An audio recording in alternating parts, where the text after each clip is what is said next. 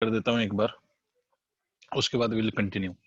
Sir कल मैंने आपको क्या बताया था, आपको याद दिलाता हूँ मैंने आपको कल बताया था कि the elastic potential energy of the spring is equal to half के एक्स स्क्वायर, ठीक है, और work done is also is equal to half के एक्स स्क्वायर। मतलब चाहे work done of the spring हो, work done by the spring या work done on the spring, दोनों का फॉर्मूला सेम है, हाफ के एक्स स्क्वायर, और पोटेंशियल एनर्जी का फॉर्मूला भी सेम है, and that is equal to half के x square only, where x is either elongation in the spring or compression in the spring। और मैंने आपसे ये बोला था कि potential energy of the spring will always be positive, whereas work done of by the spring or on the spring whatever can be positive or negative depending on the situation, ठीक है।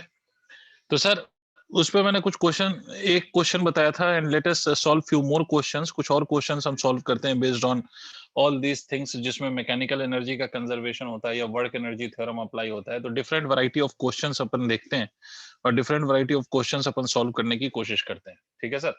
तो मेरी बात ध्यान से सुनिए जो मैं आपको सिखाने जा रहा हूँ। कुछ और क्वेश्चंस पे आते हैं। देखो क्वेश्चन करते हैं सर, आपको कुछ आइडिया बन जाए, ठीक है।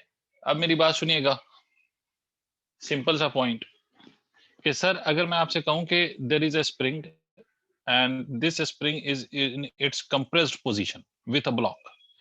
यहां पर ये स्प्रिंग है which is already compressed. The k for the spring, k doesn't stands for kinetic energy, remember, k is the force constant of a spring that is equal to 50 newton per meter, and initial compression in the spring, या तो मैं इसको लिख देता हूं words में, initial compression in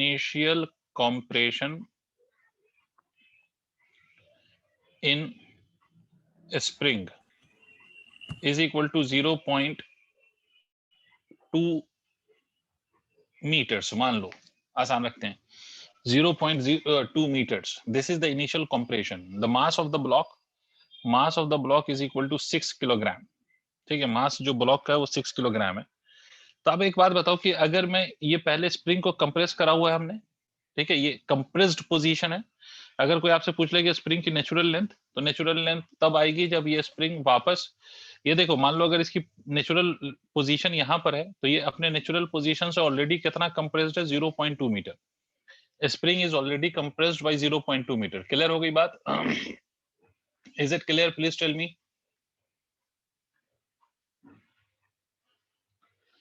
तो it is already compressed by 0.2 meter. अब आपका, अरे रे रे shit,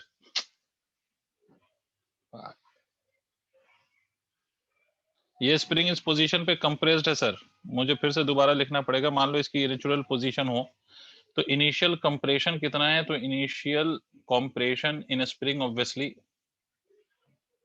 is equal to 0.2 meter. मैंने आपसे बोला कि mass of the block is equal to 6 kilogram, spring का constant is equal to 50 newton per meter. अब मुझे कोई बता सकता है कि when this block will be released, ठीक है, यहां से आप पहले कंप्रेस किया, initially the spring is compressed and then released, initially the spring is compressed and then released, yes sir, initially the spring is compressed and then released। तो क्या होगा, what will happen then? कोई मुझे situation समझा सकता है? Restoring force की वजह से वो अपनी नेचुरल लेंथ वापस अटेन कर लेगी। बिल्कुल करेगी।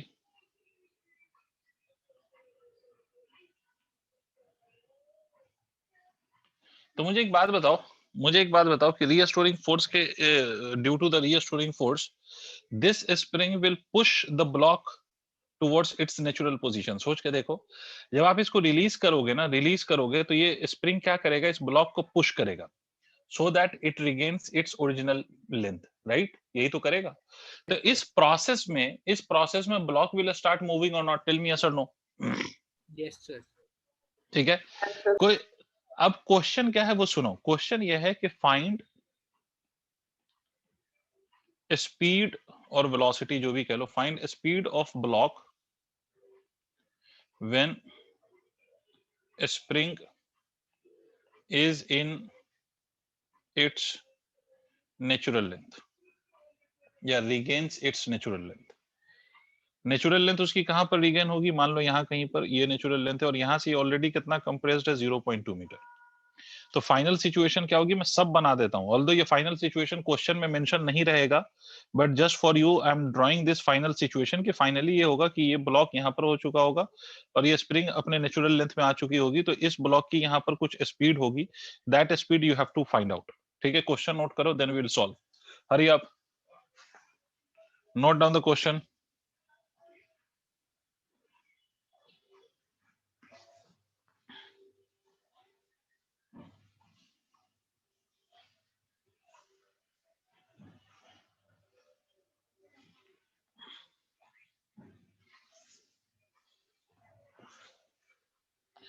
जल्दी से क्वेश्चन नोट करो सर।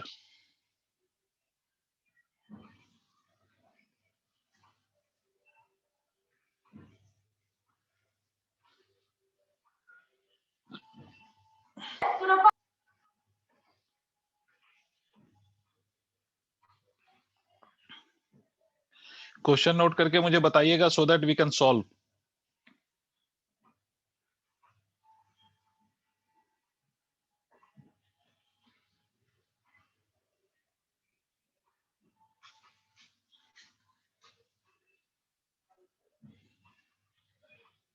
ओके तायरा, अब देखो चलो मिलके सोचते हैं, मिलके करते हैं। मुझे एक बात बताओ कि when this spring is compressed, in this compression position of the spring, what is the speed of the block?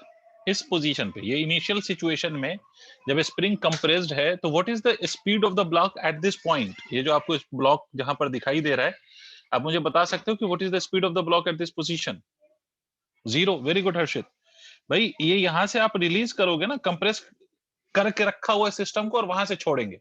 मतलब कि एक स्प्रिंग है और उस स्प्रिंग को हमने दबा रखा है, उसके बाद वहां से हम रिलीज करेंगे। उस स्प्रिंग को हमने दबा रखा है, फिर वहां से रिलीज करेंगे। तो इस पोजीशन पे जो आपका ब्लॉक है वो रेस्ट में है, तो इसकी स्पीड कितनी है? 0। तो बेटा अगर स्पीड 0 है, ईशिका छोटी, ईशिका छोटी, Yes, बोलो। sir. हाँ बेटे मुझे बताओ, अगर स्पीड 0 है तो काइनेटिक एनर्जी कितनी है बेटे, ब्लॉक की kinetic energy? So 0. Very good. और स्प्रिंग कंप्रेस्ड है, तो स्प्रिंग में कोई एनर्जी होगी या नहीं होगी? Initially spring is So compressed. potential.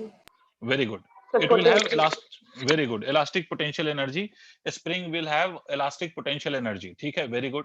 तो इनिशियल एनर्जी क्या है सिस्टम की? वो सिर्फ और सिर्फ क्या है? Elastic potential of energy spring की एनर्जी के बराबर है। Elastic potential energy of the spring is equal to the total energy of the system. System मतलब block plus spring, don't get confuse.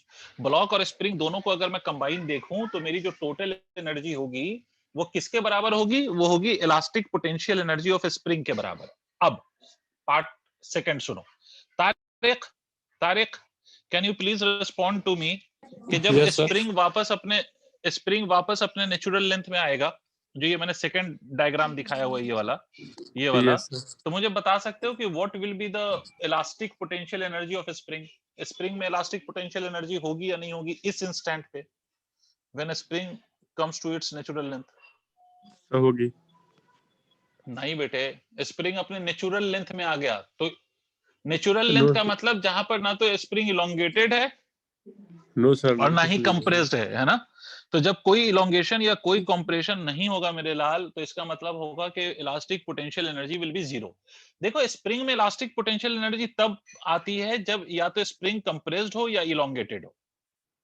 देखो क्यों होता है ऐसा, मैंने कल भी बताया था कि जब आप स्प्रिंग को कंप्रेस करोगे तब भी आप कुछ वर्क करोगे, और जब आप उसको इलोंगेट करोगे तब भी आप कुछ वर्क करोगे। तो in both the situation you will be doing some work, और जितना वर्क करोगे वो एनर्जी के फॉर्म में स्टोर हो जाता है। तो खैर, अच्छा, यहां पर energy of the spring is 0, but block में काइनेटिक एनर्जी होगी, बिकॉज ब्लॉक में कुछ वेलोसिटी आ चुकी है ना, क्योंकि स्प्रिंग उसको धक्का देके चला रहा है, तो ब्लॉक में कुछ वेलोसिटी आ गई है। तो देखो इनिशियल एनर्जी क्या है सर? इनिशियल एनर्जी आपकी हाफ के एक्स स्क्वायर है, और फाइनल एनर्जी क्या है? फाइनल एनर्जी में सिर्फ काइनेटिक एनर्जी है। और बिकॉज हम यहाँ पर एनर्जी को कंजर्व कर सकते हैं, क्यों? क्योंकि सर कोई और फोर्स नहीं है, सारे फोर्सेस इंटरनल है, रीस्टोरिंग मतलब कंजर्वेटिव है, ना तो कोई फ्रिक्शनल फोर्स है, ना तो कोई एक्सटर्नल फोर्स है, तो हम मैकेनिकल एनर्जी कंजर्व कर सकते हैं। तो यहां से हमने सिर्फ दोनों एनर्जी को इक्वेट कर देना है, initial mechanical energy and final mechanical energy. ठीक है, तो हमें V निकालना था, तो v की वैल्यू क्या हो जाएगी, पहले v स्क्वायर लिख देता हूँ, k by m multiplied by x square, और v की वैल्यू क्या हो जाएगी, x multiplied by under root k by m। और x की वैल्यू मेरे बेटे, अब सारा डेटा आपको गिवन है, देख लो, x की वैल्यू 0.2 है, k की वैल्यू कितनी है, तो the value of spring constant is 50 and the mass of the block is 6। अब जो भी सॉल्व करके आता हो, this will be the value of your speed of the block when the spring reaches it's natural length. Okay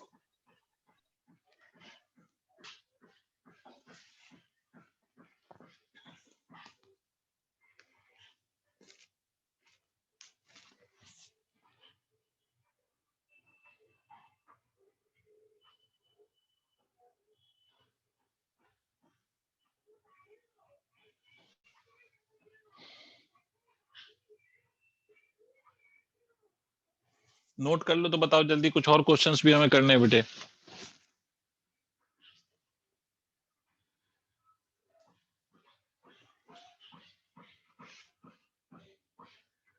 sir हाँ sir जब हाँ ये हर्षित। ये सर जब जो बॉक्स में जो वेलोसिटी आ रही है, जो हमारा जो बॉक्स है हम्म। वो रिस्टोरिंग फोर्स की वजह से लेफ्ट की तरफ जा रहा है, तो स्प्रिंग जी भी मूव कर रही है पर एक्चुअली वो डिस्प्लेस नहीं कर रही है, इसलिए हम उसकी वेलोसिटी नहीं कंसीडर कर रहे हैं, ऐसा कह सकते हैं? हाँ देखो, एक तो यह है कि वो उसका शेप चेंज हो रहा है, but it is not changing its position. Yes तो सर शेप वही है चेंज ना होना और पोजीशन, यस ऐसा कह सकते हैं। और दूसरा कारण, दूसरा रीजन ये भी है कि स्प्रिंग का हम मास कंसीडर नहीं कर रहे, we are considering spring to be massless, हाँ सर वो भी यस यस है ना। ठीक यस है यस भाई, नोट कर लिया, मैं आगे बढ़ूं। Next question. यस सर ठीक है, अब नेक्स्ट क्वेश्चन सुनिए। अब देखते हैं आप लोगों के पास कितना दिमाग है। सर ऐसा समझिए, ये सिचुएशन मैं बना रहा हूं, मैं क्वेश्चन, एग्जैक्ट क्वेश्चन डिक्टेट नहीं करना चाहता या लिखवाना नहीं चाहता, क्योंकि इट विल टेक टाइम। तो इसलिए मैं सिचुएशन दिखा रहा हूं आपको कि there is a block of 4 kilogram and this spring is initially at its natural length. ये अभी अपने नेचुरल लेंथ पे है, ठीक है, ये अपने अभी नेचुरल लेंथ पे, स्प्रिंग अभी अपने नेचुरल लेंथ में। आपको बोला गया the spring constant for the spring is 24 newton per metre. Mass of the block आपको दिखाई दे रहा है, इट इज 4 किलोग्राम। अब हम आपसे ये बोला जा रहा है कि हमने इस बॉडी पर एक एक्सटर्नल फोर्स लगाना शुरू किया, external constant force. External force हमने अप्लाई किया इस ब्लॉक पे, तो ब्लॉक विल स्टार्ट मूविंग। और जब ब्लॉक मूव करेगा तो ऑब्वियस सी बात है, स्प्रिंग इलोंगेट होगी। तो आपसे क्वेश्चन ये पूछता है कि when the block has moved by a distance of 0.5 metre, जब ब्लॉक कितना मूव कर गया, 0.5 meter. So what is the speed of the block when the block has moved by 0.5 meter? Did you understand the question? कि when the block has moved by 0.5 meter, so what is the value of the speed of the block? Did you understand? क्या निकालना है आपको? Speed of the block निकालना है। Yes sir velocity constant लेंगे? किसकी? नहीं, because as the spring gets elongated, the force that develops in the spring also changes. मतलब एक्सेलरेशन कांस्टेंट नहीं आएगा ना?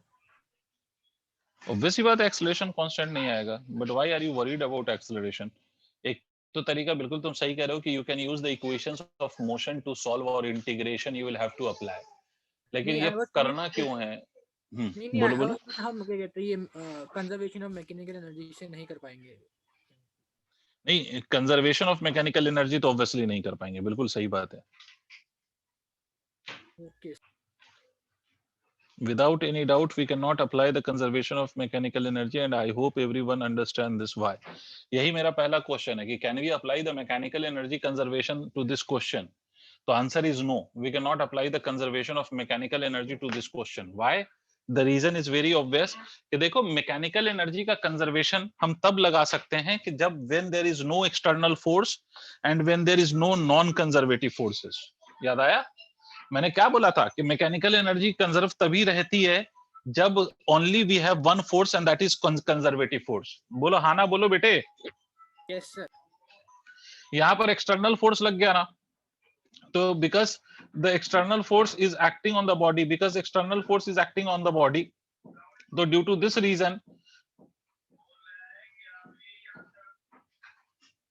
इस इस रीजन के कारण मैं ये कह सकता हूं कि यहाँ पर मैकेनिकल एनर्जी हम कंजर्व नहीं कर सकते। तो अगर हम मैकेनिकल एनर्जी कंजर्व नहीं कर सकते तो क्या करें सर? कौन मुझे आइडिया देगा? Who will hint me? Sir हम कौन बताएगा? F external minus F restoring equals ML ले सकते नहीं हैं। मेरे लाल, अगर हम कहीं पर we fail to apply the conservation of mechanical energy directly, तो हम और कोई चीज है जो इसी चैप्टर में हमने पढ़ा हो?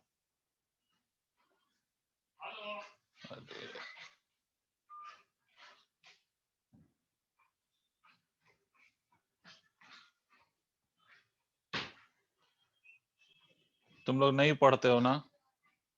बिल्कुल नहीं पढ़ते हो ना? बेटे आपको एक बात, वर्क एनर्जी थ्योरम पढ़ाया था नहीं पढ़ाया था? काइनेटिक एनर्जी होगा इक्वल्स ऑल द वर्क का वो। वर्क एनर्जी थ्योरम आपको बताया था मैंने, आपसे ये कहा था 0.5। क्या पूछ रहे हो सक्षम?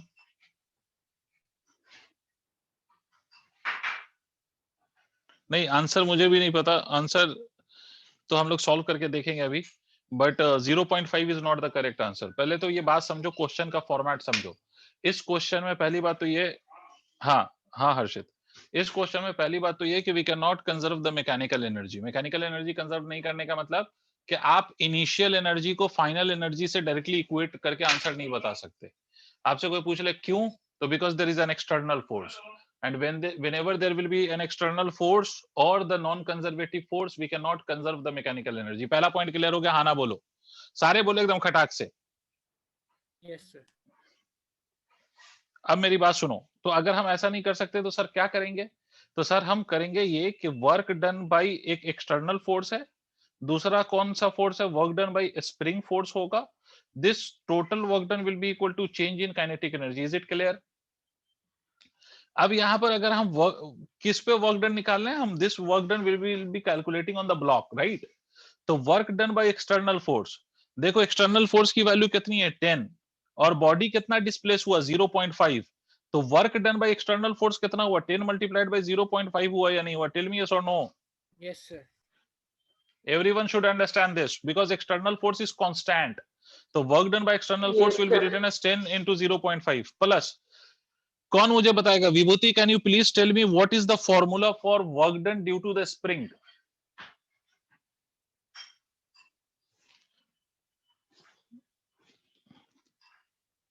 विभूति, can you please tell me कि what is the formula for the work done by the spring? No response as usual. Janvi, what is the formula for the work done by the spring?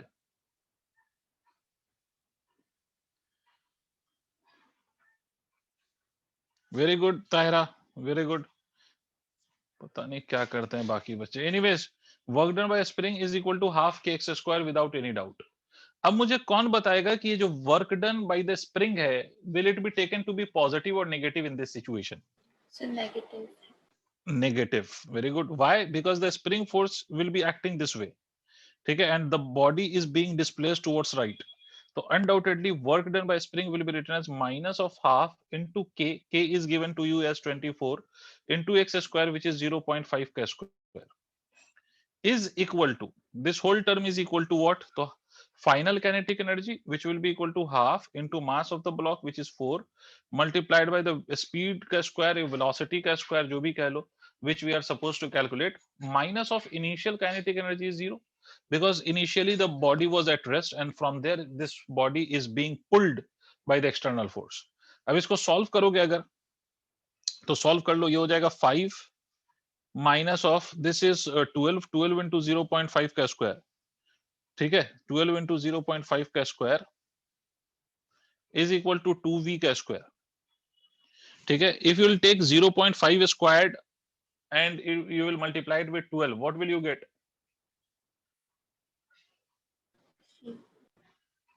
बोलो, 3 आ रहा है क्या? Yes, 3, sir.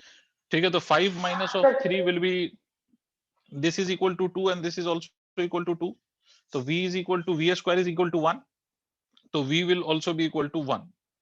This is the value of a speed of the block, that is 1 meter per second. Is it understood? Yes, sir. Yes. Again I'll repeat the same, आप note करते रहो और मेरी बात सुनते रहो, you kindly note down this solution and also listen to me whatever I am saying. कि whenever mechanical energy is not conserved, you can apply the work energy theorem. और in other word मैं आपसे ये कहूँ तो आप ये हर जगह मैं तो आपको ये सजेस्ट करूंगा कि apply the work energy theorem always. क्यों? क्योंकि work energy theorem is always valid. उसमें ये चक्कर नहीं पड़ता कि फोर्स एक्सटर्नल लग रहा है नहीं लग रहा, कंजर्वेटिव है नहीं है, उसका कोई लेना देना वर्क एनर्जी थ्योरम को उस बात से नहीं.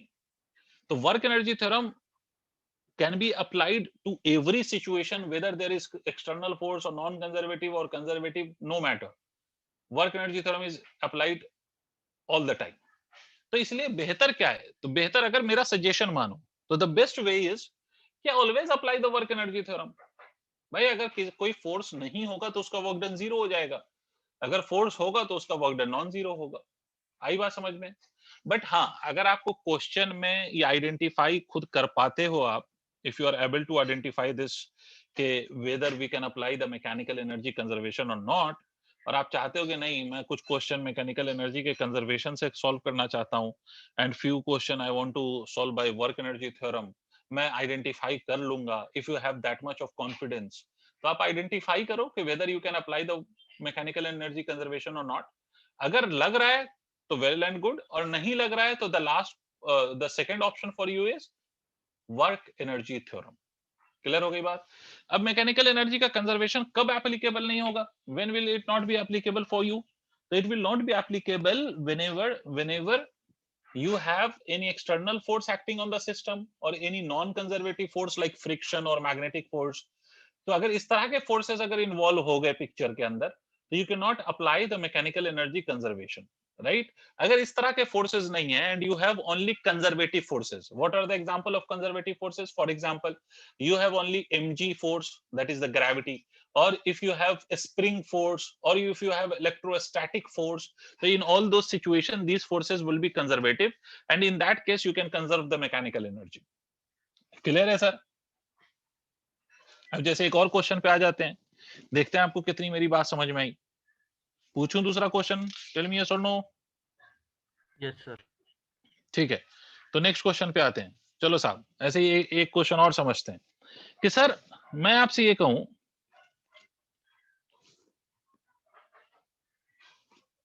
प्रीवियस स्लाइड जल्दी नोट करो तायरा जी.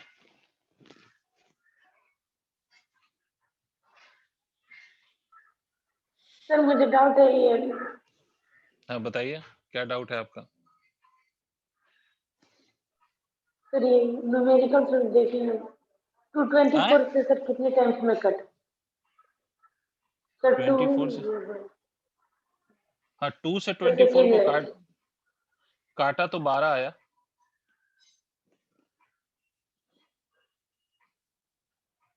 डाउट क्या है बेटे?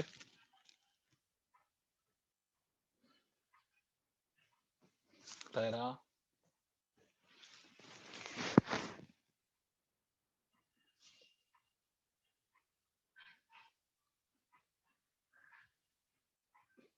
सर सर हम इसे क्या कहते हैं, दोनों फोर्स के मैग्नीट्यूड को माइनस करके एक्सेलरेशन प्रोड्यूस जो हुआ उस हिसाब से कर सकते हैं? बेटा अगर वैसे करोगे ना तो ऐसे नॉर्मली नहीं कर पाओगे. द रीजन इज कि स्प्रिंग का जो फोर्स है वो फोर्स kx होता है, तो this will change with every small value of x. Her x की वैल्यू के लिए फोर्स चेंज हो रहा है, तो इसका जो वर्क डन निकालोगे आप, this can not be calculated simply by force into displacement. You will have to integrate this value over from 0 से 0.5. नहीं बात समझ में? सर समझ गया sir. This force is not constant ना, this force is variable. तो obviously you will have to take the help of integration. तो ये जो इक्वेशन जो आप लगा रहे हो ना, ये वर्क एनर्जी थ्योरम या कंजर्वेशन ऑफ मैकेनिकल एनर्जी, ये आपको क्वेश्चन को आसान कर देता है. मतलब you can solve the question easily without applying the concept of integration. समझ रहे हैं आप? वैसे आप काइनेमेटिक्स के कॉन्सेप्ट से भी इसको सॉल्व कर सकते हैं, but it will take time and it will be quite difficult for you because उसमें इंटीग्रेशन इन्वॉल्व होगा. Okay sir. समझ? ठीक है. तायरा पता नहीं तुम्हें क्या नहीं समझ में आया कैलकुलेशन में. भाई 10 into 0.5 है प्लस ऑफ -1.1/2 into ये 24, ये क्या लिखा है मैंने? ये हाफ kx स्क्वायर की वैल्यू लिखी है तायरा जी.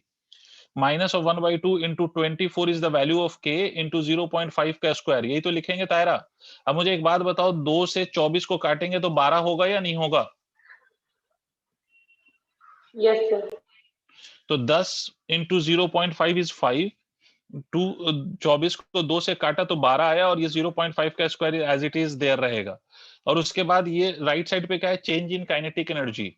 तो चेंज इन काइनेटिक एनर्जी में this is final kinetic energy minus of initial kinetic energy. और फाइनल काइनेटिक एनर्जी की वैल्यू क्या है सर? फाइनल काइनेटिक एनर्जी की वैल्यू है half into m into v squared. Mass कितना है बॉडी का? 4 किलो है, तो हाफ इंटू m, तो ये 2 से 2 कटेगा तो 2 2 4 आएगा। Thank you तायरा। आगे सुनो भाई, बाकी बच्चे ध्यान से सुनो, नेक्स्ट क्वेश्चन पे आते हैं। Question number next. सर आपसे ये बोला, मेरी बात ध्यान से सुनिएगा, आपसे ये बोला कि ये स्प्रिंग कंप्रेस्ड है, this is the compressed position. मैं आपको ये दिखा देता हूं डायग्रामेटिकली कि this is the natural position. यहां नेचुरल पोजीशन है, but initially the spring is compressed. ठीक है ना? अब आपका क्वेश्चन ये है कि this spring is initially compressed by x is equal to 2 metre. मतलब ये x is equal to 2 metre से ये कंप्रेस्ड है, मतलब spring is compressed by 2 metre. अब यहां से अगर मैं ब्लॉक को, फिर ऐसा क्वेश्चन मैंने आज पहला ही कराया है, अगर मैं यहां से ब्लॉक को रिलीज करूंगा तो what will happen to the block? Restoring force लगेगा उसमें, राइट? ऑब्वियसली, तो block will tend to move towards the mean position और नेचुरल लेंथ, राइट? अब आपको मैं कुछ, वेरी गुड, अब मैं आपको कुछ चीजें बता रहा हूं, कुछ सिचुएशंस बता रहा हूं, ध्यान से सुनिएगा। कि आपसे ये बोला गया कि यहां पर जो स्प्रिंग का स्प्रिंग कांस्टेंट है, let that be equal to 50 newton, या थोड़ा कम कर लेते हैं, it is 20 newton per metre. This is the value of spring constant. Mass of the block मान लो कि 2 किलोग्राम है, this is the mass of the block, right? और यहाँ पे हमने कंप्रेस किया है, तो यहाँ पर जो इनिशियल वेलोसिटी है वो 0 रहेगी, and then the system is released. आपको साथ साथ ये भी बोला जा रहा है कि इस सरफेस पे there is coefficient of friction, mu है, म्यू इज इक्वल टू 0.2 है, मतलब there is coefficient of friction also. Did you understand? Yes, mu is what? Coefficient of friction. मतलब इस सरफेस पे जो फ्रिक्शन की वैल्यू है वो नॉन जीरो है, इस सरफेस पे जो फ्रिक्शन की वैल्यू है, friction is not equal to 0। तो आपसे ये पूछा गया कि फिर से आपको बताना यही है कि what will be the velocity of the block when the spring reaches to its natural length। Question आपका है कि find speed of block when it मत करो spring, when a spring regains its original length. जब spring अपने original length को regain कर लेता है तो आपको ये बताना है कि what is the value of speed of the block. ठीक है सर? और initially this system is released from this position. Initially spring compressed है और इस सिस्टम को हमने यहां से रिलीज किया। इससे पहले कि आप क्वेश्चन ट्राई करो, मुझे सबसे पहले कौन ये बताएगा कि can we apply the conservation of mechanical energy in this case और not?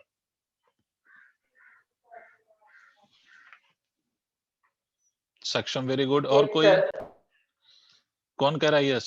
Can we apply the conservation of mechanical energy?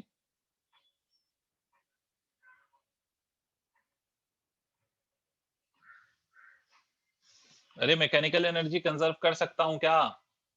Initial potential plus initial kinetic is equal to final potential plus final kinetic, क्या यहां पे लगा सकता हूं?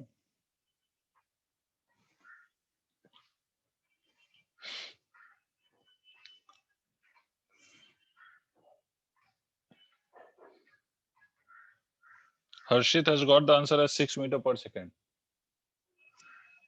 Harshit, how did you solve? Sir, work energy theorem. Work energy theorem. Can we apply mechanical energy conservation in this case? No, sir. No, sir. Of course not. Why we cannot apply?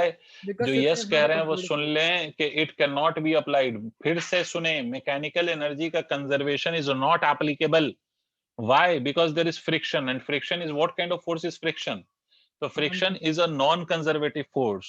So the moment whenever you have a non-conservative force or external force, in those situations you cannot apply the mechanical energy conservation. You can only apply the work energy theorem. Is it clear to all? Is it clear? Yes, sir. ठीक है, okay. तो moving on. If you have understood this, then let us solve this question now. अब एक बात सोचो कि when this spring or the system will be released from this position so that the block moves towards right, कोई मुझे बताएगा कि spring इस ब्लॉक को किधर पुश कर रही होगी? Which direction do you think the spring would be pushing the block? And in which direction block would be moving? नहीं, लेफ्ट क्यों भाई? ये हमने कंप्रेस करके छोड़ दिया तो ब्लॉक को स्प्रिंग किधर धक्का देगा? तभी नेचुरल लेंथ में आने के लिए ब्लॉक को किधर पुश करेगा स्प्रिंग? राइट की डायरेक्शन में करेगा। बिल्कुल सही बात। इसका मतलब force due to the spring would be towards right, है ना? फोर्स राइट की तरफ होगा और ये ब्लॉक भी राइट की तरफ ही जाएगा। इसका मतलब क्या है सर? है ना? इसका मतलब है कि इस केस में जो स्प्रिंग फोर्स है वो इधर है, राइट की तरफ। Is it clear? Tell me yes और नो। नेक्स्ट पॉइंट, इस फ्रिक्शनल फोर्स किधर होगा? In which direction do you think friction will act? Opposite. Block जा रहा है राइट, ब्लॉक जा रहा है राइट की तरफ, है ना? तो फ्रिक्शन लगेगा लेफ्ट की तरफ। ब्लॉक जा रहा है राइट की तरफ तो फ्रिक्शन लगेगा लेफ्ट की तरफ। अब चलो हम वर्क लिखते हैं। तो यहाँ पर दो वर्क होंगे बेटा। एक होगा work done by spring force, एक होगा work done by frictional force, and this will be equal to change in kinetic energy. ठीक है? अब पॉइंट समझिए। Work done by spring force is half kx square and it will be positive. Why is positive? Because in this case, the direction in which the spring force is acting, in the same direction block is moving. So the work done on the block by the spring is positive because spring force and the displacement of the block are in the same direction. Plus work done by friction. But friction का अगर आप work देखेंगे, work done by friction, तो friction का work will be negative. Why will it be negative? तो sir इस case में friction left की तरफ लग रहा है और block is going towards right. This will be equal to change in kinetic energy half mv square minus of 0. Is the equation clear to all? Yes, sir. अब देखो वैल्यूज पुट करते हैं बच्चे. हाफ k की value 20, x कितना? तो 2 का squared minus of friction. Friction का वर्क, फ्रिक्शन की वैल्यू कैसे लिखेंगे? तो याद करो फ्रिक्शन को हम लिख सकते हैं 0.2 into m into g which is 20 multiplied by x is 2. ये सबको क्लियर हुआ? फ्रिक्शन मैंने क्या लिखा है? फ्रिक्शन मैंने लिखा है म्यू एन और एन की वैल्यू किसके बराबर है? mg के बराबर. तो friction is equal to nothing but mu mg is equal to half into mass of the block is 2 into v which we are supposed to calculate. 2 से 2 कैंसिल हो गया, यहाँ पर 2, यहाँ पर 10, ये हो जाएगा 4. तो this will be 40 minus of 40 और ये 0.2. तो this will be equal to 8 is equal to v square. ठीक है सर? देख लेना मैंने कहीं पर सिंप्लीफिकेशन गलत नहीं किया हो. तो v square is equal to मेरे हिसाब से तो 32 आ रहा है. तो v is equal to under root 32 metre per second आ रहा है. आप लोग तो कुछ और ही आंसर बता रहे थे. यस सर, वो अप्रॉक्स 6 आएगा मतलब. हाँ, अप्रॉक्स 6. तो दैट्स अ डिफरेंट थिंग. 5.6 मतलब. मतलब exact answer would be equal to under root 32 metre per second. And the point is कि हमने कौन सा थ्योरम अप्लाई करा है? तो we have applied the work energy theorem. So why did we write Fx? Fx means what? किसके लिए Fx लिखना है? कौन से फोर्स का वर्क डन? फ्रिक्शन के लिए why did we write Fx? Because generally the work done by a force is what? Work done by a force is force into displacement. Am I right? Yes, sir. So friction is F. We represent denote friction by a small f, and the distance of the block I have denoted by x. The work done by friction will be equal to what? Force into displacement, which is F into x. Sir, friction के लिए it's already mu mg. Yes, you can write ना बेटा. ये तो मैंने equation लिखा है. अगर आपको ये नहीं लिखना मत लिखो. नहीं आई बात समझ में. If you don't want to write this step, you don't write the step. I have just written this step just to make you understand every bit of the question. कि भाई हमने किया क्या वो समझाने के लिए मैंने ये स्टेप लिखा. You can even skip this step, no issue with that. Okay, sir. Okay, ये नोट कर लिया. आगे बढ़े. Yes, sir. ठीक है, नेक्स्ट. देखो प्रीवियस 2 क्वेश्चंस में मैंने आपको ये समझाने की कोशिश किया है, I try to make you understand that whenever there is other forces involved in the picture other than conservative, so in all those situations or in all those circumstances you need to apply the work energy theorem.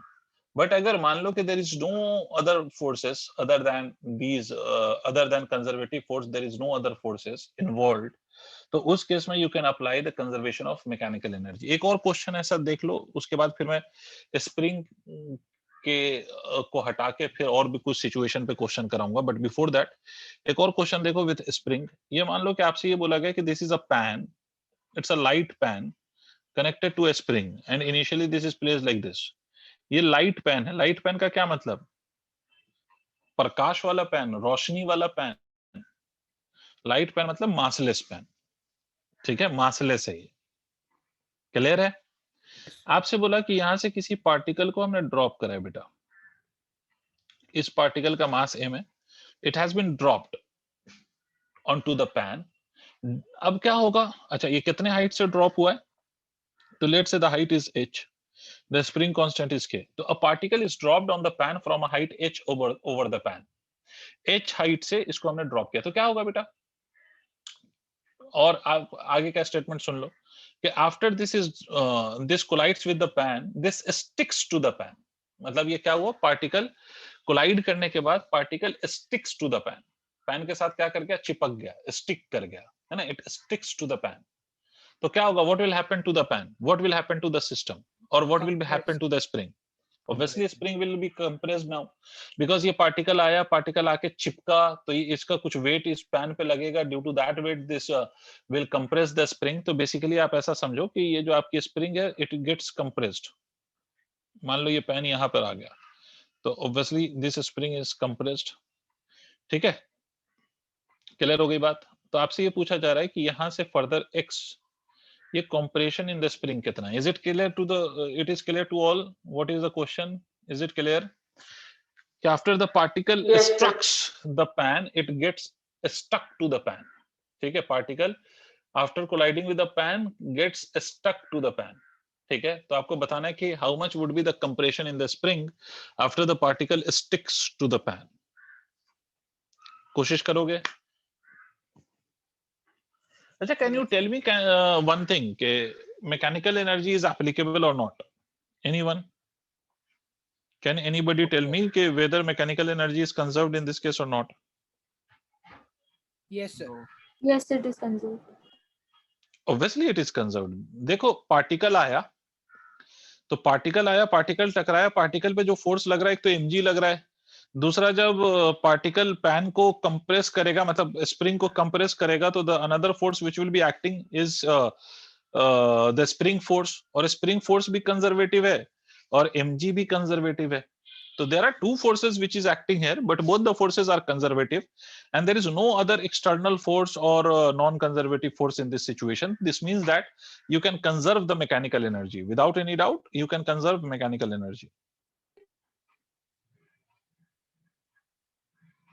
Sir अगर वो ball rebound करेगी तो conservative, तो मतलब तब नहीं लगा पाएंगे ना ये कंजर्वेशन ऑफ मैकेनिकल एनर्जी? देखो बॉल रिबाउंड करेगी तो उसमें भी बहुत सारे सिचुएशंस होते हैं which will deal with later on, क्योंकि वो कोलिजन का पार्ट आ जाता है, इन्वॉल्व हो जाता है। तो कोलिजन भी दो तरह के होते हैं, जिस एक में हम कंजर्व कर सकते हैं एनर्जीज को, दूसरे में नहीं कर सकते हैं, दूसरे में एनर्जी का लॉस होता है।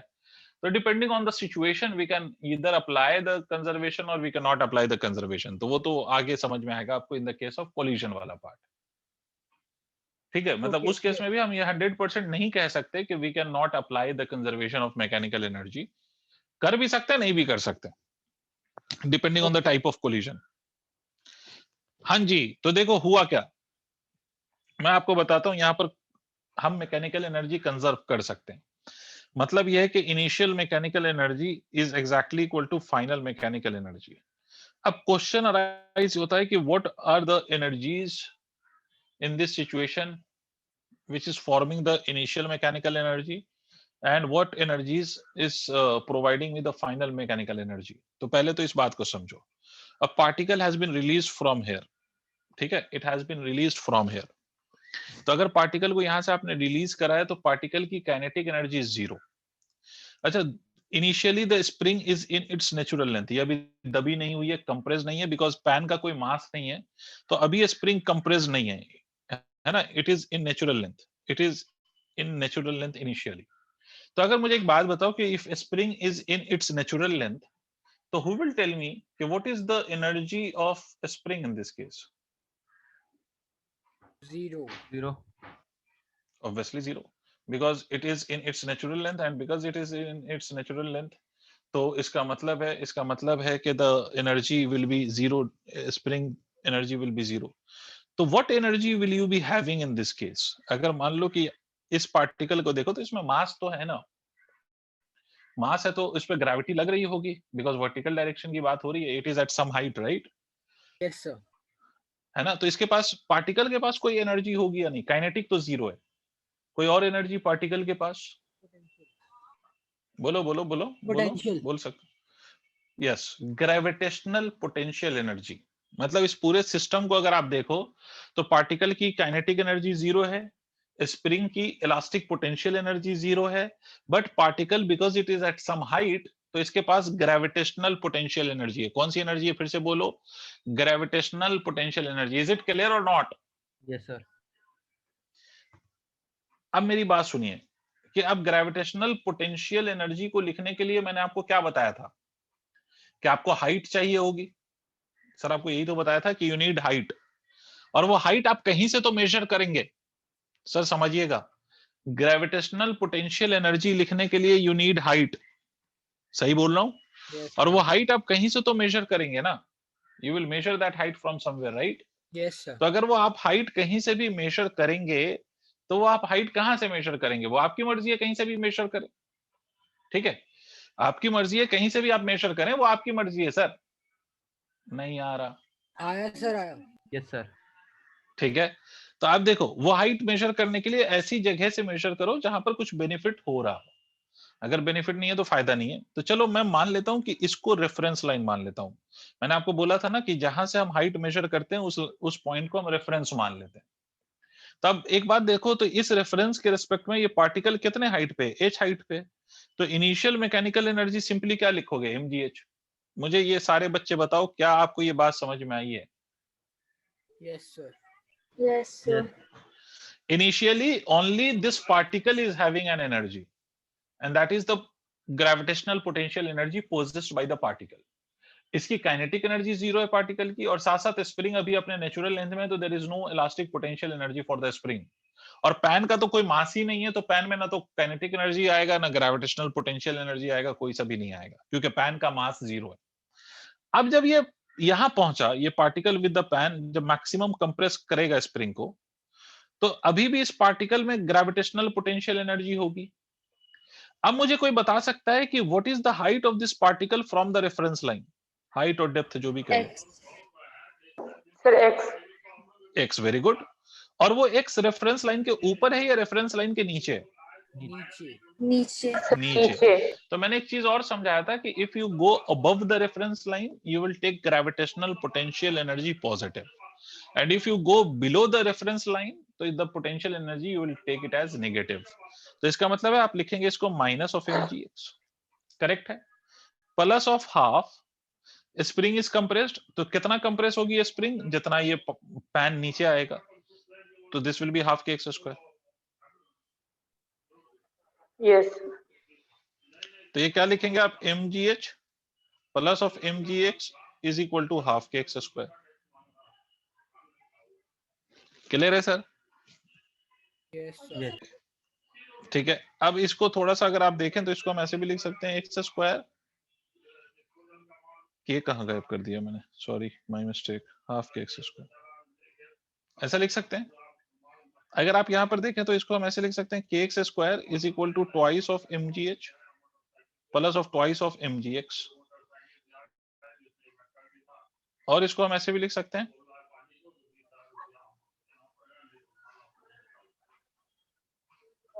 ऐसा लिख सकते हैं।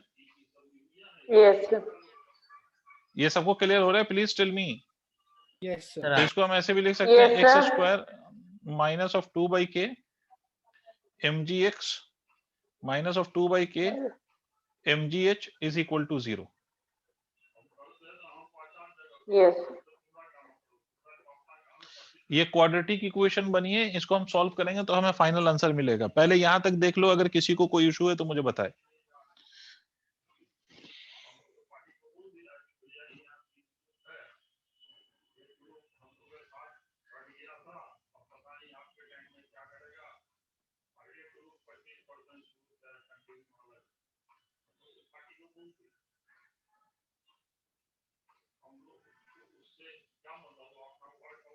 सर यहां तक किसी को इशू हो तो बता सकता है सर। Done, sir. अब इस क्वाड्रेटिक इक्वेशन को सॉल्व करेंगे तो आपको x की वैल्यू मिलेगी, राइट?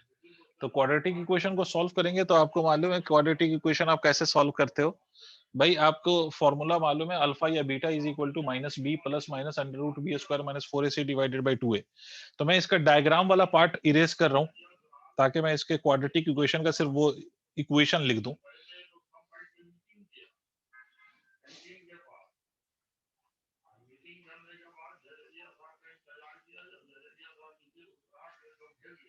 x की एक वैल्यू तो आप ऐसे लिखेंगे माइनस ऑफ बी, बी का मतलब ये वाला टर्म, तो ये लिखा जाएगा minus of 2/k into mg plus under root of b square, b square का मतलब 2k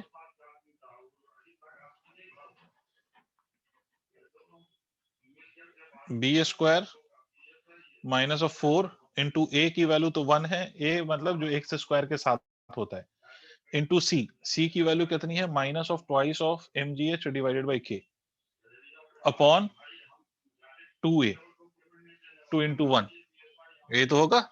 इसी तरह से इसका दूसरा रूट क्या हो सकता है, ये x1 कह लो, इसको x2 कह लो, ये क्या हो सकता है minus of minus 2/k mg, ठीक है। यहाँ पर प्लस आया था ना तो यहाँ पर माइनस आ जाएगा, 10th में पढ़ा होगा ना आप लोगों ने क्वाड्रेटिक इक्वेशन। तो 2/k mg का square minus of 4 into again 1, बाकी सारी चीजें वही, minus of 2 mgh divided by k upon 2 into 1।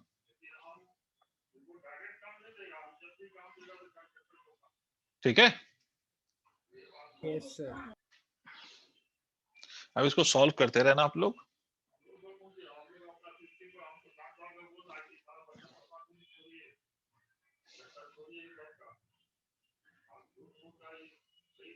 Done sir. ठीक है, और कुछ क्वेश्चन करा रहा हूं, देखो कुछ कुछ आइडिया बना अब, कब हम मैकेनिकल एनर्जी कंजर्व करते हैं, कब हम kinetic energy conserve sorry work energy theorem लगाएंगे, ये आपको मेरे हिसाब से आइडिया बन गया होगा। तो अब और कुछ क्वेश्चंस पे आता हूं मैं। सर हमने इसे क्वाड्रेटिक इक्वेशन में लिखा क्यों सर, ये तो मतलब और जो कॉम्प्लिकेटेड है? हो। क्या क्या क्या मैं पूछ रहा हूँ हमने इसे क्वाड्रेटिक इक्वेशन में क्यों टर्न किया? तो कैसे करोगे, एक्स की वैल्यू कैसे निकालोगे हर्षित? x is your compression, right? So how will you find the value of x? अच्छा अच्छा सर, अच्छा समझ गया सर, जो बाद में जो हम क्वेश्चन में करते हैं आपने वो पहले करके दिखा दी। Got it sir. ठीक है, अब देखिए और कुछ क्वेश्चन मैं कराता हूँ, और भी कुछ वैरायटी समझिएगा, है ना, ध्यान से सुनिएगा जो मैं क्वेश्चंस आपको करवा रहा हूँ। ठीक है, बहुत आसान सवाल से स्टार्ट करता हूँ। अभी तक मैं स्प्रिंग, सिर्फ स्प्रिंग को कंसीडर कर रहा था। अब विदाउट स्प्रिंग भी क्वेश्चंस फॉर्म हो सकते हैं, स्प्रिंग भी रह सकता है, स्प्रिंग के बिना भी हो सकता है ये चीजें। तो जैसे एक क्वेश्चन और देखो आज के लिए, और देखो देखो देखो देखो तुम्हें अच्छा लगेगा। ठीक है, अब देखो मान लो मैं आपसे कहूं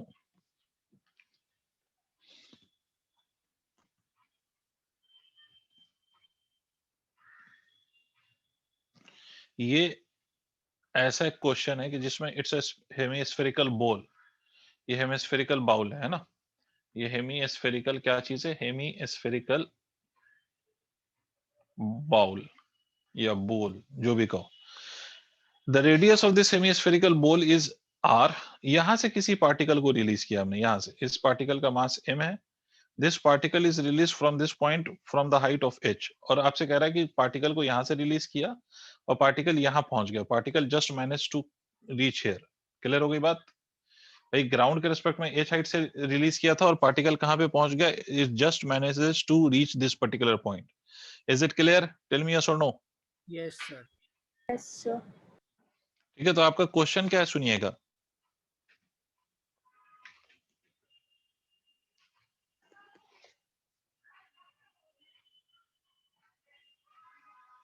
क्वेश्चन ये है कि यहाँ पर हमने पार्टिकल को कितनी वेलोसिटी प्रोवाइड की है so that it goes to this point. What is the velocity at this point?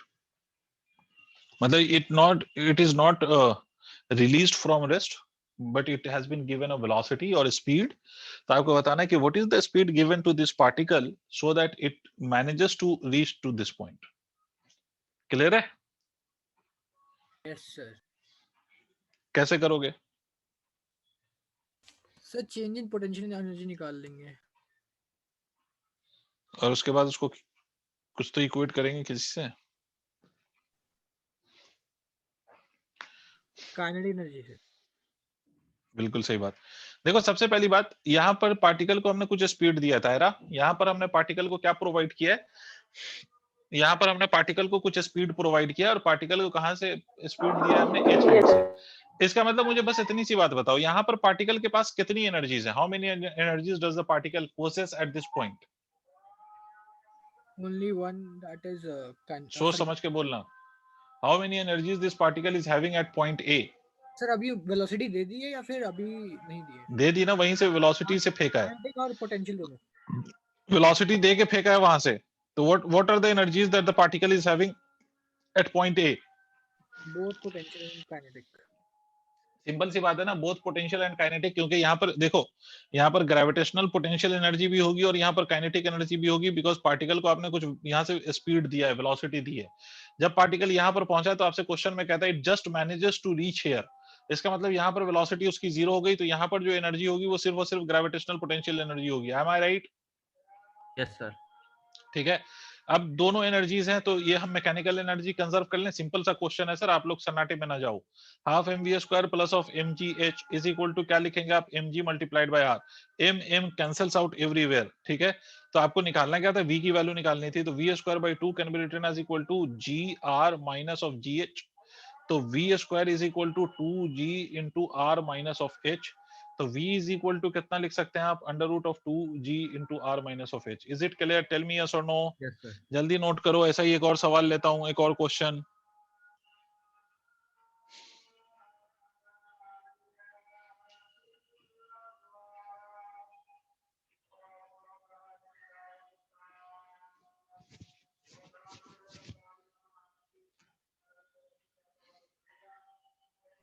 Done sir. Okay, moving on. 1 minute. एक और क्वेश्चन. Very good. एक और क्वेश्चन पे आते हैं. थोड़ा सा अच्छा क्वेश्चन, थोड़ा सा. Sir, can you please show the last slide?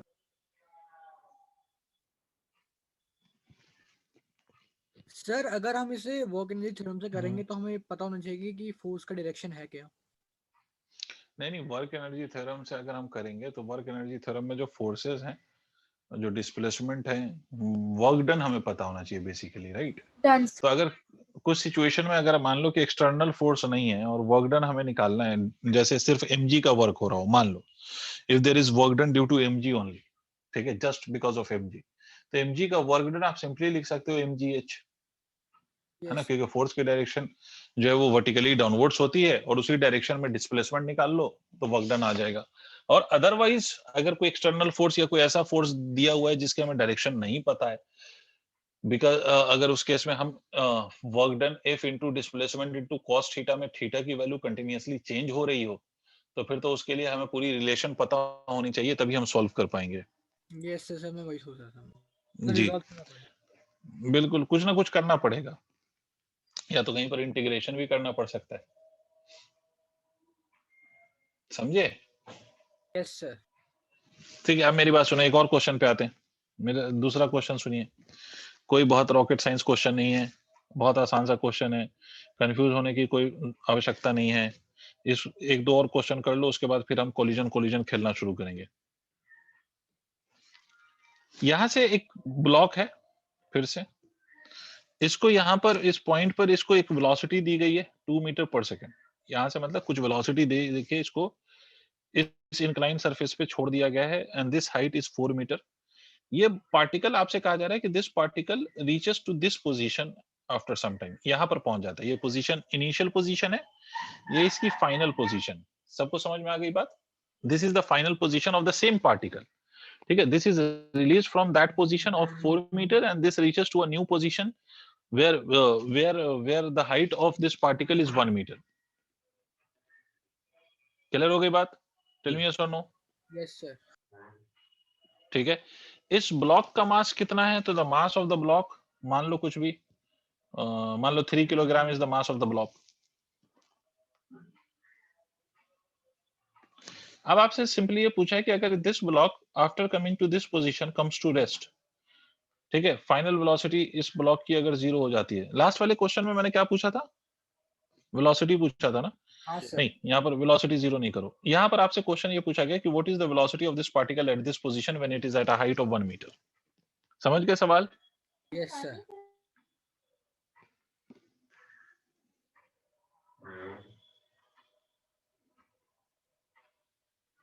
मतलब मैंने आपको वेलोसिटी पूछ लिया दूसरे पोजीशन पर. मतलब ये है कि ये पार्टिकल यहाँ पर रेस्ट में नहीं आया, फर्दर और नीचे गिरेगा. बट आपको इस हाइट पे आपसे ये पूछा जा रहा है कि when it will come to a height of 1 metre, what will be the velocity of it.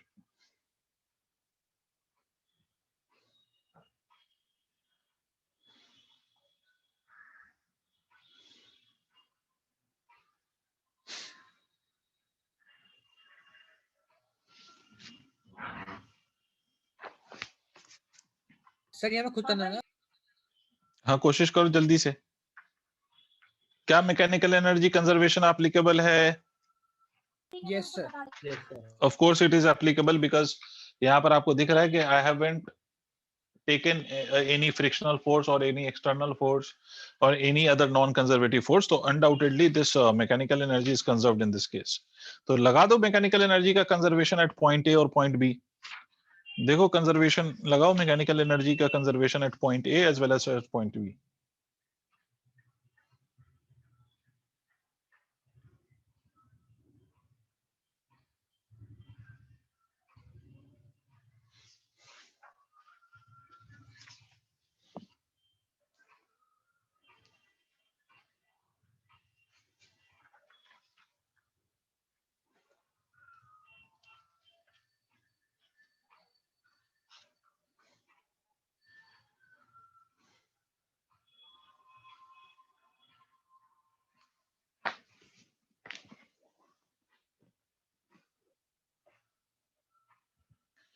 हो गया? Saksham has got answer as 8 meter per second. Anyone else? Sir मेरा आंसर नहीं मिला आपको? Saksham, एक मिनट फिर से देख लेता हूँ. Yes, Arshit, your answer is also 8 meter per second, right? I think 8 meter per second is the correct answer. बाकी लोग प्लीज ट्राई टू सॉल्व. भाई यहाँ पर कौन कौन सी एनर्जी होगी इस पार्टिकल या ब्लॉक के पास, और यहाँ पर कौन कौन सी एनर्जी है. That simply you equate the energies at point A and point B, because mechanical energy is conserved in this case. तो आप सिंपली क्या करो, एनर्जी एट ए और एनर्जी एट बी को इक्वेट कर लो. That's it.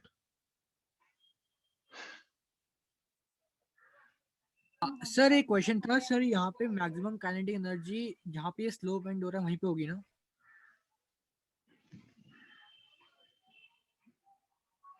ये इस पॉइंट पर सर जो ये मतलब यहाँ पर जब नीचे पहुंचेगा, हाँ, उस समय पर पूरी जो ग्रेविटेशनल पोटेंशियल एनर्जी है वो काइनेटिक एनर्जी में कन्वर्ट हो चुकी होगी. तो obviously maximum will be there only. क्योंकि देखो when it is at a height of 4 meter it is having a velocity of 2 meter per second, और जब वो 1 मीटर की हाइट पे है तो its velocity becomes 8 meter per second. इसका मतलब कहां से आया? काइनेटिक एनर्जी बढ़ गया ना इस पॉइंट बी पे. ऐसा क्यों हुआ? द रीजन इज कि आपकी पोटेंशियल एनर्जी हैज डिक्रीज्ड. तो वो जो पोटेंशियल एनर्जी डिक्रीज हुई है वो किस में कन्वर्ट होगी? काइनेटिक एनर्जी में. तो काइनेटिक एनर्जी होता है हाफ एम वी स्क्वायर. तो हाफ कांस्टेंट है, m which is the mass वो कांस्टेंट है. तो क्या चेंज होगा? ऑब्वियसली v चेंज होगा. इनफैक्ट v इंक्रीज होगा.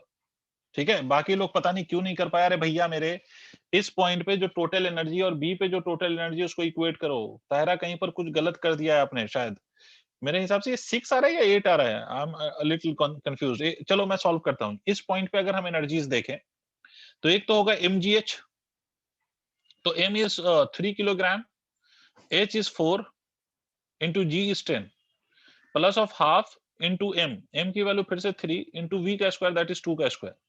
जब ये यहां पर पहुंचा तो mgh लगाओ फिर से 3 into 1 into h into g, यही तो लिखोगे. Plus of half into m into v square. Is it clear? Yes, sir. Equation सही है. तो अगर इक्वेशन सही है तो देखो 4 तिया 12 120 प्लस ऑफ ये हो जाएगा 4 डिवाइडेड बाय 2, तो दिस विल बिकम 2, एक 2 से एक 2 कट जाएगा ना, तो ये this will become equal to 6। अरे पीला क्यों हो गया? This will become equal to 6 is equal to 30 plus of 3 by 2 v square, तो 126 माइनस ऑफ 30, तो 126 माइनस ऑफ 30 कितना हो गया? 96। Yes, sir. ये 126 minus of 30 is equal to 96, right? Is equal Yes, to 3 sir. by 2 v square, है ना? ये 96 हो गया और ये 3 by 2 v स्क्वायर हो गया, तो 96 को अगर 3 से डिवाइड करोगे तो 3332 32. है ना, 32, तो v square by 2 is equal to 32 होगा, तो v इज इक्वल टू 64 होगा v स्क्वायर, तो v is equal to 8 metre per second आ रहा है तायरा। देखो कहाँ पे कैलकुलेशन गलती की आपने।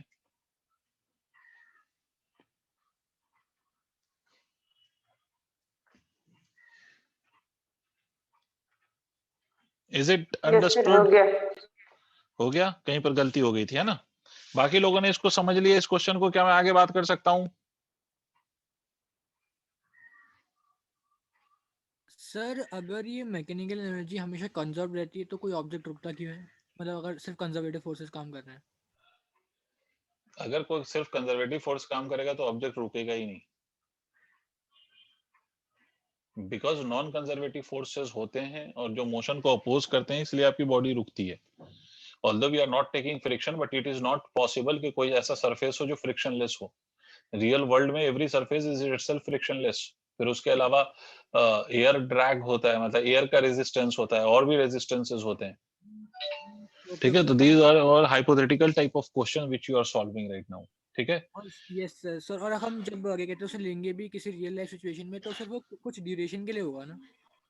ऑब्वियस सी बात है, once the body is set into motion will not continue to be in motion, ठीक है? It will only be in motion for a very short period of time, है ना? Not for very long period of time, या हमेशा के लिए तो वो बॉडी मोशन में नहीं आएगी, because there are several resistance forces, ठीक है?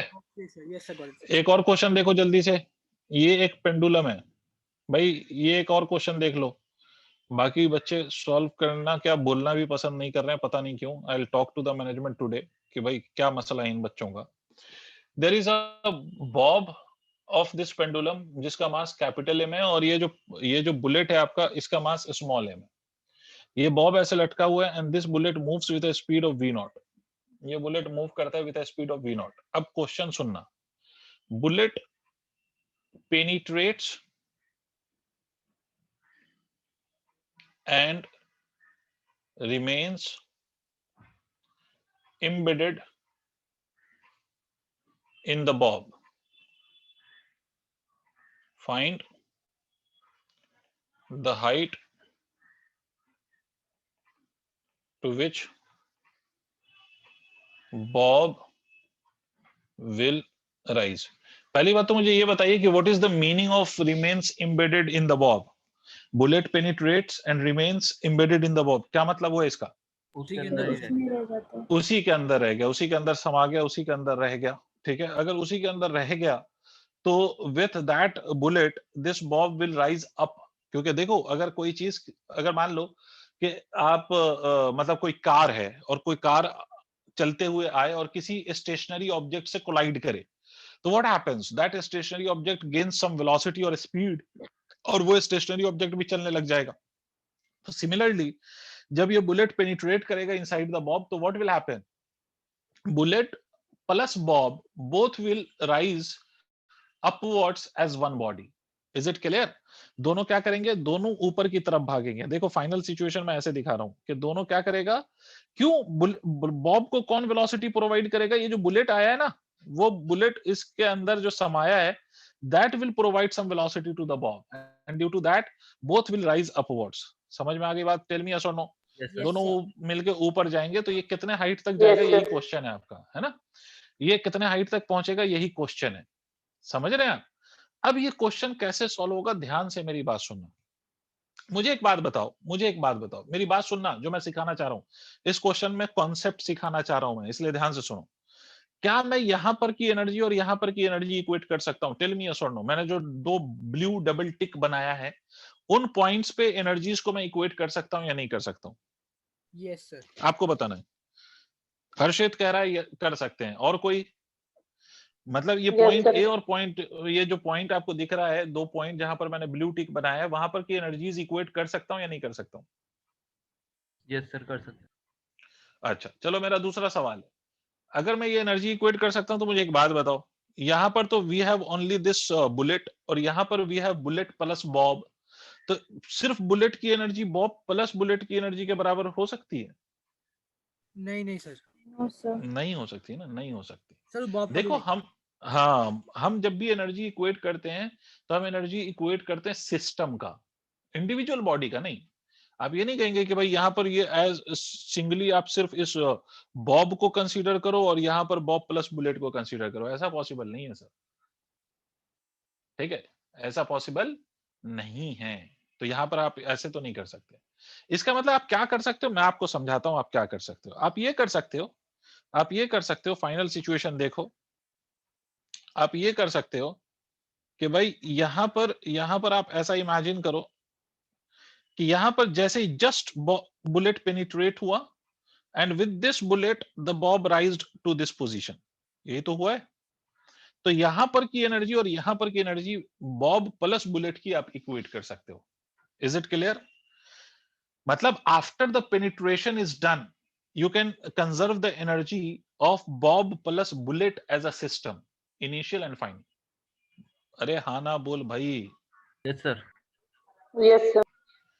मतलब बॉब और bullet taken as one body की आप एनर्जी को इक्वेट कर सकते हो इस पोजीशन पर और इस पोजीशन पर। अब पहले तो मुझे एक बात बताओ, हाँ भाई विभूति माइक ऑन करना जरा, Vibhuti Bhan unmute your mic. Excuse me, sir. या एक्सक्यूज बोलिए। So ये second diagram समझ में नहीं आया. बेटा ये कहानी ये है कि ये बुलेट आया, सॉरी नॉट आई, बुलेट आया और बुलेट पेनिट्रेट हुआ इन द बॉब। तो after it penetrates in the Bob it remains embedded in the Bob itself. वो कहां रह गया बेटा? बॉब के अंदर ही रह गया। तो देखो जस्ट पेनिट्रेशन हुआ है ना, तो जस्ट पेनिट्रेट होने पर ये इसमें आ गया। And both of these bullet and bob as one body will rise upwards और नॉट? टेल मी यस और नो। Yes, sir. ठीक है, तो जस्ट ये पेनिट्रेट हुआ और इसके अंदर रह गया। सर तो ये हाँ बोलो बोलो। सर तो ये हम कंबाइन, सर हम मतलब पेनिट्रेट से पहले वाले भी एनर्जी इक्वेट कर सकते हैं नहीं कर सकते ना, वही तो मैं सर। बता जैसे रहा हूँ। सर जैसे जब बॉब रेस्ट पे था और वो बुलेट वेलोसिटी से आ रही थी, उस वाले केस में एनर्जी बॉब रेस्ट में था और बुलेट वेलोसिटी से आ रही थी, तो मतलब ये वाली एनर्जी और ये वाली एनर्जी, यही कह रहे हो आप इक्वेट करने को? सर वो एम वाली। तो यहाँ पर देखिए, इन दोनों की एनर्जी अगर मैं इक्वेट करूंगा ना यहाँ पर और यहाँ पर, तो उससे हाइट थोड़ी निकल जाएगा। या तो यस आप ये कर सकते हो, या तो आप इन दोनों की एनर्जी ऐसे इक्वेट करो, तो उससे कोई बेनिफिट नहीं होगा। ठीक है, समझ रहे हैं आप? Okay sir. आपको bob plus bullet as a system की एनर्जी इक्वेट करनी पड़ेगी। क्लियर है? Yes. अब देखिए मेरी बात सुनिएगा बहुत ध्यान से। ये रेफरेंस लाइन है और ये मान लीजिए कि ये हाइट h है, ये रेफरेंस लाइन है और ये h हाइट पे पहुंचा। मुझे कौन बताएगा? इशिका ही बताओ बेटा, क्योंकि बाकी लोग तो साइलेंट जोन में बच्चे, मैं क्या बताऊं, 3-4 ही बच्चे हैं जो बोलते हैं। नेक्स्ट डे से अगर माइक, मैं कल की बात कर रहा हूं, अगर कल किसी का माइक काम नहीं कर रहा होगा या माइक की वजह से आप म्यूट मोड में होंगे, तो बाबू मैं आपको क्लास से हटा दूंगा। मेरी बात सुन लीजिए कि अगर कल से किसी का माइक काम नहीं कर रहा होगा या किसी को रिस्पॉन्स देने में तकलीफ हो रही होगी, तो I will remove you from the class and I am very pretty sure about it. समझ रहे हो? क्योंकि बहुत इरिटेशन हो रही है अब मुझे, क्योंकि 3-4 बच्चे हैं वो regularly respond to my questions, जो इंटरेक्ट करते हैं और मुझे लगता है कि हाँ वो कंसंट्रेट कर रहे हैं, मेहनत कर रहे हैं। बाकी जो 3-4 हैं वो एकदम साइलेंट जोन में है। तो अगर आपका माइक एक बहाना है, तो आप, मुझे नहीं पता आप नया माइक खरीदिए या कुछ भी करिए, मुझे नहीं पता, या talk to the management, I don't care, but मैं हटा दूंगा। मेरे को रिस्पॉन्स नहीं मिलेगा, मैं हटा दूंगा, सिंपल सी बात है। मजाक बना के रखा हुआ है।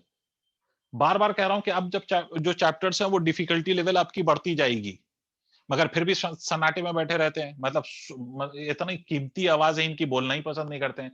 तो I will not listen to any excuse from tomorrow's class, everyone will have to respond. और तब तो रिस्पॉन्ड करना ही करना है जब मैं उसका नाम बुलाता हूं, ठीक है। Whenever I call somebody's name, तो that student will have to, doesn't matter sir मैंने is working, I was about to say but someone asked it out, so I didn't interrupt. Vibhuti, you have all the permission and you have all the rights to interrupt because I called your name first, so it was your responsibility to interrupt, or it was your responsibility to respond. Similarly, Janvi, please do something with your mic or network connection, ठीक है, otherwise I will remove those students who will not respond to me. ना तो आप लोगों का कोई answer आ रहा है, क्वेश्चन दो तो ना तो कोई आंसर आ रहा है, ना आपसे पूछने पर कुछ बोलते हो। रोज मैं यही करने को बैठा हूं क्या कि आप लोगों को मैं यही बोलता रहूं कि प्लीज रिस्पॉन्ड करिए, प्लीज रिस्पॉन्ड करिए। ये हालत है। एनीवेज, इशिका छोटी, ये बताइए आप कि अगर मैंने यहाँ पर रेफरेंस लाइन मान लिया ना, इसी पोजीशन पे रेफरेंस लाइन मान लिया, तो मुझे बताइए ग्रेविटेशनल पोटेंशियल एनर्जी क्या होगी इस सिस्टम की? Sir negative. नहीं बेटा, जीरो। नहीं सर। यहाँ पर ग्रेविटेशनल पोटेंशियल एनर्जी क्या होगी? जीरो।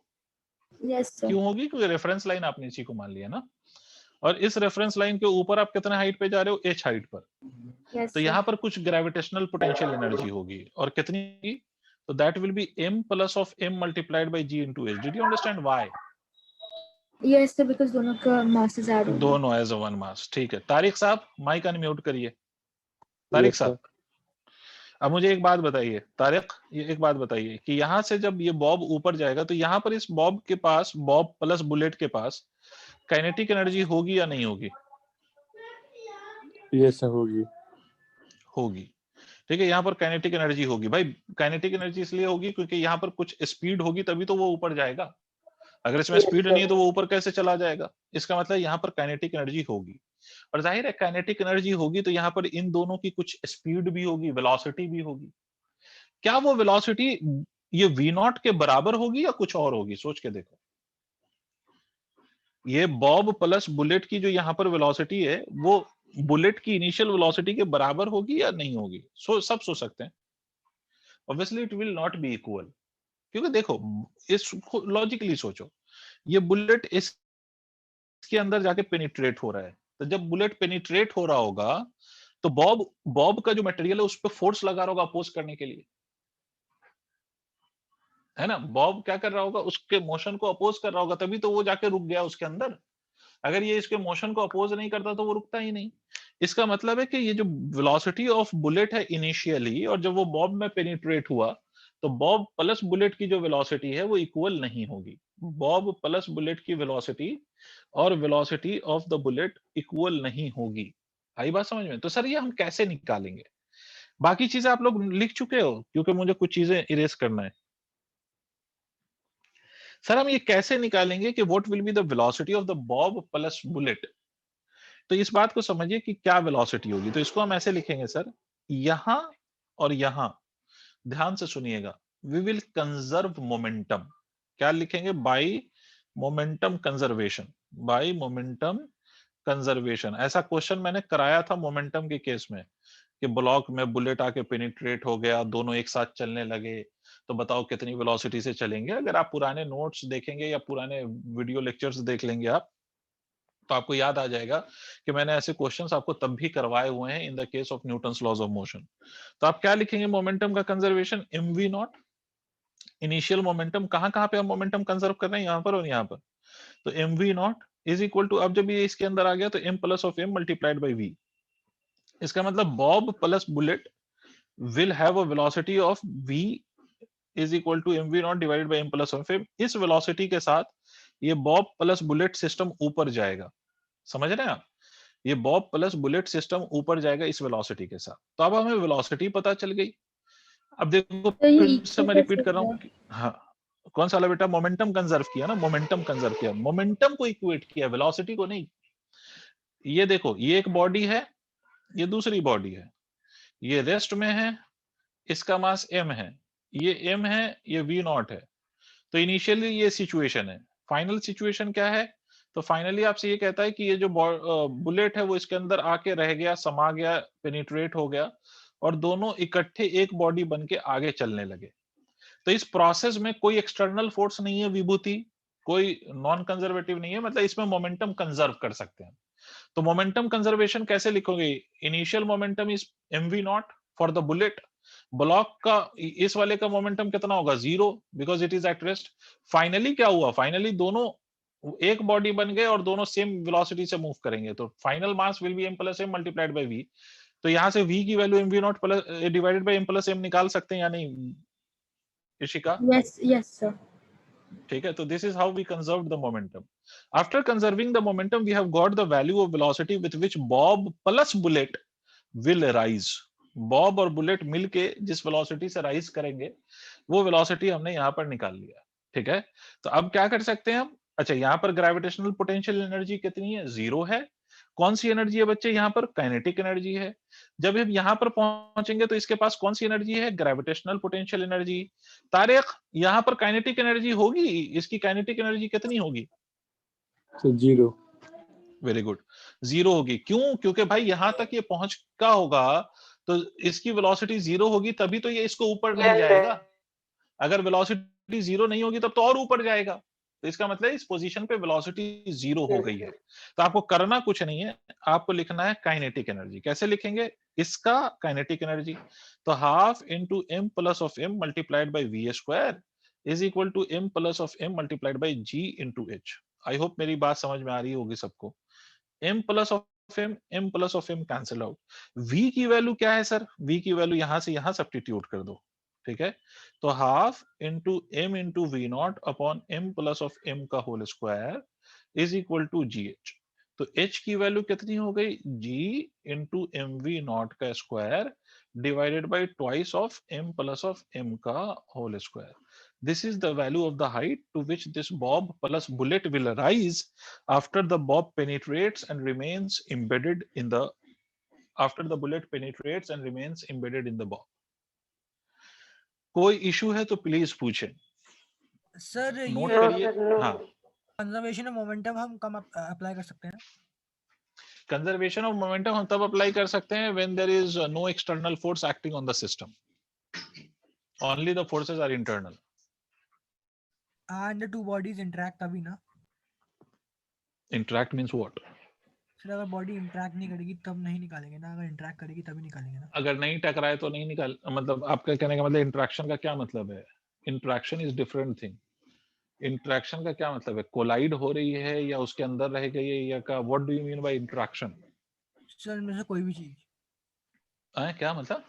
इनमें से पेनिट्रेट कर रही है या एम्बेड रह रही है या फिर मियरली कोलाइड कर। रियली कोलाइड, देखो कोलिशन हम अब नेक्स्ट क्लास से स्टार्ट करेंगे, कल से हम कोलिशन ही स्टार्ट करेंगे। बट एक बात याद रखो, कोलिशन का बेसिक मतलब सिर्फ ये नहीं होता है कि दो बॉडी आपस में आके सिर्फ फिजिकली कोलाइड करे ही। बिना फिजिकली कोलाइड हुए भी अगर एक बॉडी दूसरे बॉडी की वेलोसिटी को इफेक्ट कर सकता है तो भी वो कोलिजन होगा। कहोगे पता नहीं क्या बोल गया ये, कल मैं पढ़ाऊंगा वैसे तो। मुझे एक बात बताओ, ये न्यूक्लियस है और यहां से एक प्रोटॉन को मैं न्यूक्लियस की तरफ फेंकूं, क्या will it be able to hit the nucleus? No sir. This single है ना, ये सिंगल प्रोटॉन कभी भी न्यूक्लियस को हिट नहीं कर पाएगा because of the repulsive force. तो होगा क्या कि अगर मान लो इसको v से फेंका और मान लो कि ये प्रोटॉन बिना हिट किए, ये न्यूक्लियस को बिना हिट किए लौट गया with the same velocity of v, तो इस केस में भी मोमेंटम कंजर्व कर सकते हैं। Although there is no physical interaction between the two bodies, still momentum is can be conserved. Sir मेरा जो क्वेश्चन था सर वो ये था कि अगर सपोज ये बॉल थी और ये जो बुलेट थी उसे पेनिट्रेट करके निकल जाती है, तब भी क्या हम मोमेंटम कंजर्व तब भी हम कर सकते हैं, तो तब हम doesn't matter। तब हम किस सिचुएशन का करेंगे जब बुलेट शुरुआत में आ रही थी? देखो वो बुलेट, हाँ बुलेट जब शुरुआत में आ रही थी और उसके बाद जब फाइनल, देखो इसमें दोनों एक बॉडी एक बन के मूव कर रही है ना। अब अगर मान लो कि ये बॉडी में बुलेट पेनिट्रेट हुआ, मान लेते हैं कि ये रेस्ट में था initially, this is at rest and this was moving with velocity v not, ये ऐसे। अब आपने बोला कि ये इसमें पेनिट्रेट करके निकल गया, तो ब्लॉक भी चलने लगा। मान लो ये ब्लॉक चलने लगा विद सम वेलोसिटी v और बुलेट निकल गया तो ये चलने लगा विद mv डैश। तो इस केस में मोमेंटम का कंजर्वेशन लिखेंगे mv नॉट। सर अगर हमने माना कि हाँ, ये चीज चलती ही नहीं है, बॉक्स नहीं चलता, बहुत भारी बॉक्स है, बिल्कुल नहीं हिलता है, नहीं चलेगा तो फाइनल मोमेंटम जीरो हो जाएगा। इसका मतलब है फाइनल वेलोसिटी जीरो हो जाएगी। तो फिर, या फिर अगर आप ये कह रहे हो कि बुलेट सिर्फ पेनिट्रेट करके निकल गया तो इसकी वेलोसिटी कंसीडर नहीं करेंगे। सर यही अभी कहना आप चाह रहे क्या हो? लिखने वाले थे सर? एक बार आप लिख दीजिए, आप लिखने वाले थे। अरे अगर मान लो कि ये बॉक्स भी चला तो ये हो जाएगा mv not is equal to mv plus of mv dash, अगर बॉक्स भी चले तो। अगर मान लो आप कह रहे हो बॉक्स बहुत भारी है, बस ये पेनिट्रेट करके बाहर निकल गया है, बॉक्स नहीं चल रहा है, तो ये वाला टर्म जीरो हो जाएगा।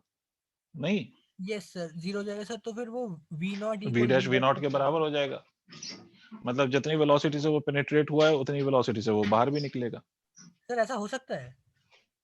ऐसा हो सकता है in the case when there is no resistance forces involved, या कोई हम रेजिस्टेंस फोर्सेस को इंक्लूड नहीं करें तो। वरना अगर the moment we will start assuming the resistance forces तब ये पॉसिबल नहीं है।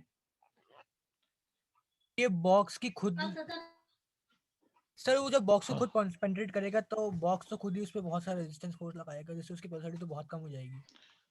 बिल्कुल लगाएगा, बिल्कुल लगाएगा। तो ये पॉसिबल ही नहीं है कि बॉक्स, अगर ये इस पे बहुत ज्यादा रेजिस्टेंस फोर्सेस लगेंगे तो ये पॉसिबल ही नहीं है कि ये बॉक्स रेस्ट में रहे। वो हल्का सा हिले डोले कुछ भी करे वो तो करेगा ही। ओके ओके सर, समझ गया। What are you saying, sir? Want GB at the bottom in the formula? कहाँ पर बेटा? लास्ट वाले फॉर्मूले में पता नहीं, मैंने, हो सकता है सिंप्लीफिकेशन देख लो एक बार। I may be wrong with the simplification. Last वाला फॉर्मूला मुझे याद नहीं कि क्या लिखा था, and I am unable to reach to that slide, but ऐसा कुछ लिखा होगा मैंने, half into mv not divided by m plus of m का होल स्क्वायर, ठीक है, is equal to, yes it will be denominator, yes it will be in denominator. gh था ना, इधर राइट साइड पे gh था, तो yes g will be in the denominator. Yes, sir. Yes you are right, g will sir be एक in बार मुझे denominator. Slide दिखा दीजिए सर, मैंने नोट नहीं किया, मैं स्क्रीनशॉट ले लूंगा। बेटा वो नहीं दिखा पाऊंगा क्योंकि वो अब नहीं, इरेज हो चुका है वो स्लाइड ना। ओके ओके सर, मैं खुद कर लूंगा। तो हाँ, तो एक बार आप ना रिकॉर्डिंग्स में देख लेना। जी sir. Okay, so I hope you will start solving questions based on this, and rest we will discuss. Rest we will discuss tomorrow. We'll start collision वाला part in tomorrow's class. ठीक है, collision वाला part हम start करेंगे, but please आप question solve करिए और please अपने डाउट्स पूछिए। अगर आपको क्लास में टाइम नहीं मिलेगा हमें, तो हम अलग टाइम देके आपको डाउट करवाएंगे, बट वो तभी करवा सकते हैं जब आप मेहनत करेंगे। अगर आपको ही नहीं करना है कुछ, तो फिर कोई कुछ नहीं कर पाएगा बेटे। तो इसलिए please try solving the questions from NCERT as well as your assignment, and please ask your doubts. Otherwise कोई फायदा नहीं है, फिर तो मैं पढ़ाता रहूं, तुम कहानी सुनते रहो, बहुत ज्यादा बेनिफिट नहीं होगा उसका। तो प्लीज डू दिस थिंग्स, ठीक है? ओके, तो क्या Thank you, sir. हफ्ते कब है? Thank you, sir. अगले हफ्ते का क्या? तो मैं पूछ रहा हूँ इस हफ्ते कब है डाउट क्लास? वो तो डिपेंड करेगा ना, अगर किसी बच्चे के पास डाउट होगा तो मैं अपने अकॉर्डिंग कुछ कोई टाइम दे देता हूँ बच्चे को, बच्चे की फिजिबिलिटी और मैं अपनी फिजिबिलिटी के अनुसार। ओके सर, सर मैं सर से बात करके आपको बताता हूँ, टाइमिंग फिक्स कराता हूँ सर से। ठीक है, चलो।